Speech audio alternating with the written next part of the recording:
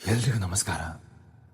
ಬೆಳಗಾವಿ ಜಿಲ್ಲೆ ಚಿಕ್ಕೋಡಿ ತಾಲೂಕಿನ ಶಿರಗಾವಿ ಗ್ರಾಮದ ಇತಿಹಾಸದ ಮೊದಲ ಅಧ್ಯಾಯಕ್ಕೆ ನಿಮ್ಮೆಲ್ಲರಿಗೂ ಸ್ವಾಗತ.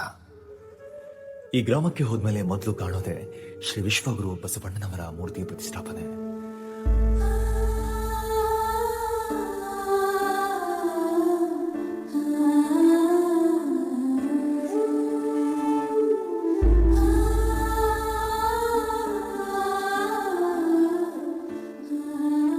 ಹಾಗೇನೆ ಶಿರಗಾವಿ ಗ್ರಾಮದಿಂದ ಸುಮಾರು 2 ಕಿಲೋಮೀಟರ್ ದೂರದಲ್ಲಿ ಐತಿಹಾಸಿಕ ಉದ್ಭವ ಶ್ರೀ ಬಸವೇಶ್ವರ ದೇವಸ್ಥಾನ ಇದೆ. ಬಹಳ ವರ್ಷಗಳಿಂದ ಈ ದೇವಸ್ಥಾನಕ್ಕೆ ಒಂದು ಇತಿಹಾಸ ಇದೆ. ಇಲ್ಲಿ ಬರುವಂತಹ ಭಕ್ತಾದಿಗಳಿಗೆ ದಾಸೋಹ ವ್ಯವಸ್ಥೆಯೂ ಇದೆ.